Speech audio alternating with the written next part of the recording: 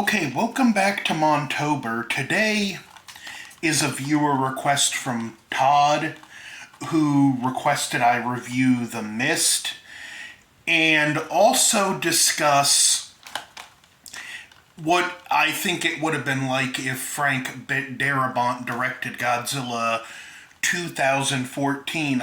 I'll get that part out of the way first. I think it would have been a more character driven and performance movie, as well as it would have had more of a focus on the destruction caused by Godzilla and the Mutos. Much like this film, there's a scene later on where it does focus some on the damage caused by what's in the mist, but it really would have been a more human story, and it would have showed the human elements. We wouldn't have just had like the shot of the destroyed train and the dead people from the Muto. We would have had grieving people there, and it would have focused on just the high human cost that these kaiju are destroying, as well as we wouldn't have had as wooden performances by Aaron Taylor Johnson and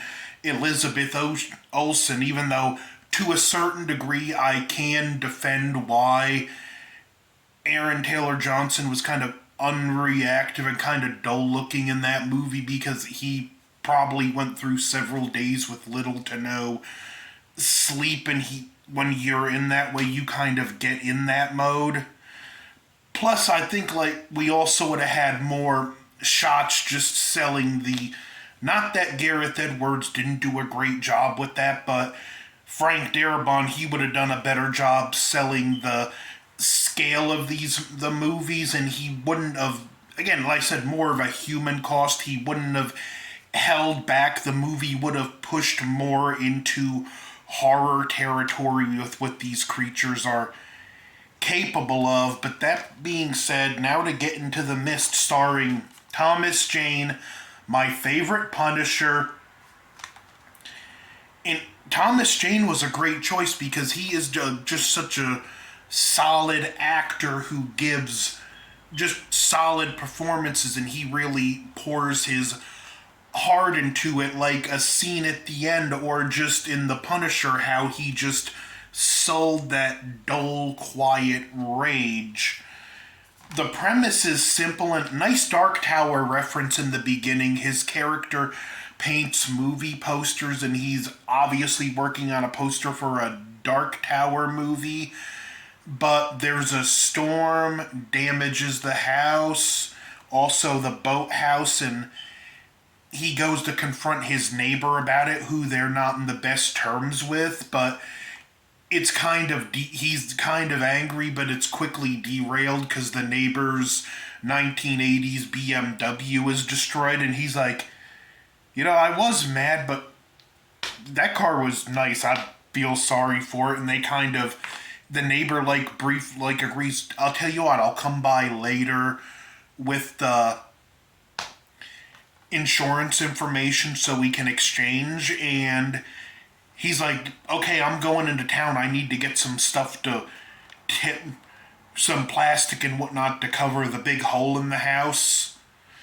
And the neighbor's like, hey, if you're going into town, can I ride with you? So he leaves his wife at the house, and we already see in the distance the mist beginning to encroach. They get to the grocery store, and someone comes running in, and this is when the mist overtakes the town, and we just know there's something in the mist.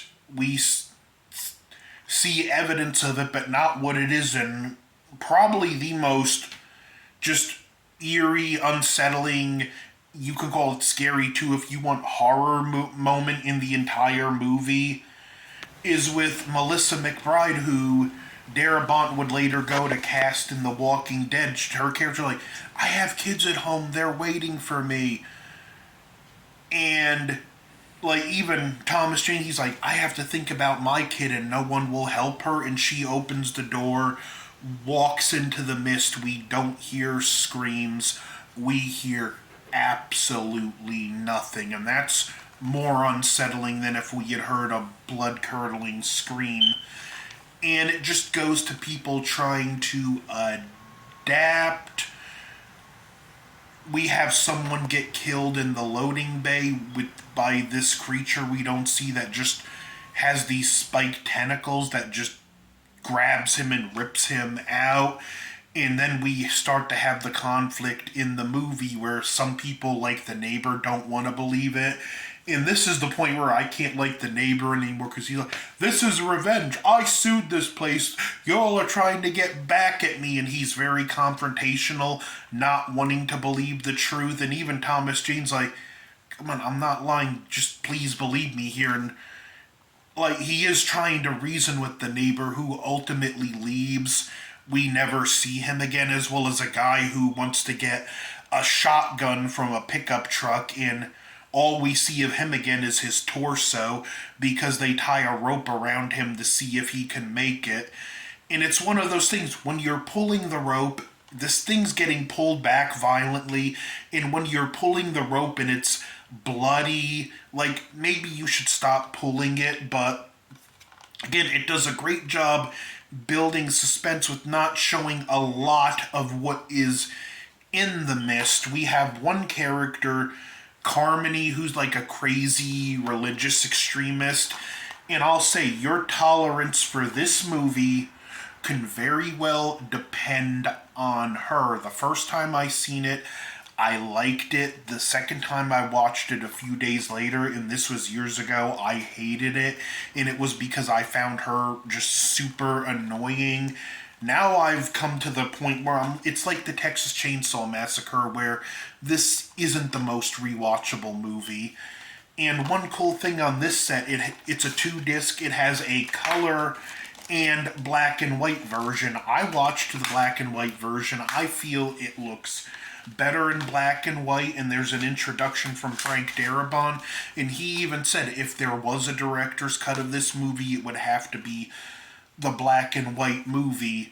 In like one of the things that like raises the tension and stake, Thomas Jane's wife is left at the house, and it's this question of, is she okay? Is she able to hold out? And he wants to get back. We have some people from a military base there too, and it's just this kind of building tension where like things happen, more people start to come to Carmony's side, and it's more much like The Walking Dead. It's less about what's out there and more about the conflict that's inside. If these people can put their differences to the side, they might stand a chance of surviving. But if they can't, they're probably all gonna die.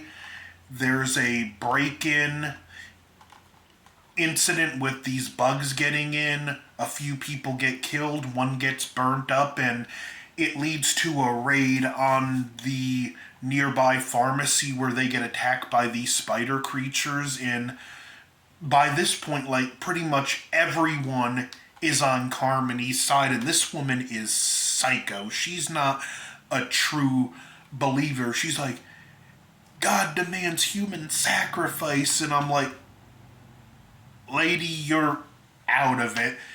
And it gets to the point where some of them are like, let's get some bags together and sneak out, which leads to a final confrontation where Carmony gets shot, they run out, a bunch of the people with them get killed until there's just 5 left. And I do love this shot where they just drive by the glass doors of the grocery thing. Personally, if I had a brick, I would probably want to throw it out the window and smash a window after that. But you see this strange look of on the people in the store's face where you see regret for following Carmony, but also the realization that at least they have a fighting chance where we're all gonna die in here.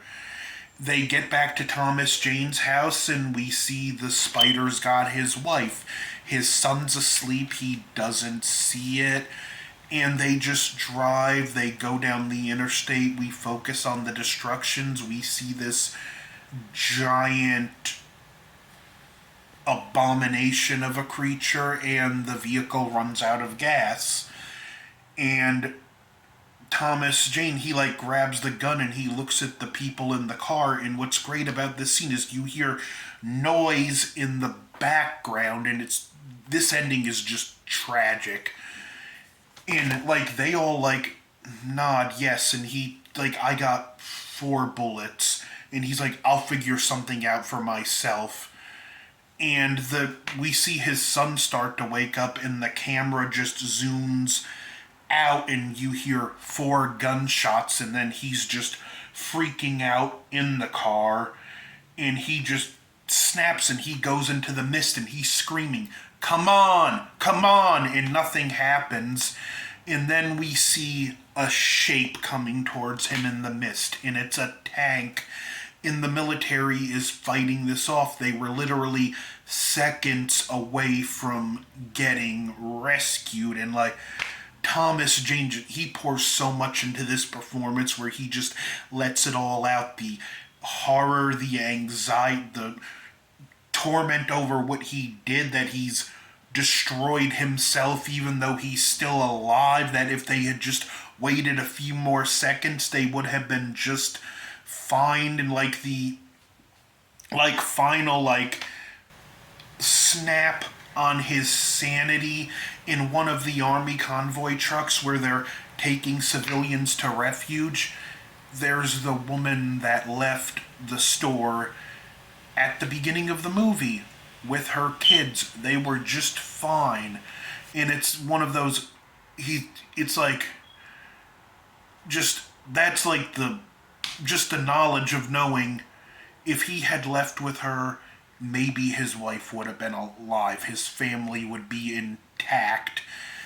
And it just closes on that just brutal note. An ending that could turn a lot of people away.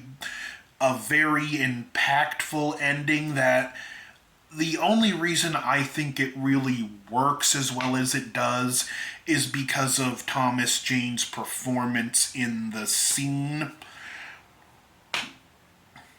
Again, thank you, Todd, for recommending this. I probably wouldn't have revisited this movie if it wasn't a recommend, and I found myself enjoying it. I'd say, like, definitely, if you're going to watch it, look for this 2-disc edition. Watch the black and white cut. It does look a lot better in otherworldly in black and white. I give The Mist a strong to solid recommend, somewhere in there, but this is a Montober viewer request. Don't forget to like, share, comment, subscribe. Over and out.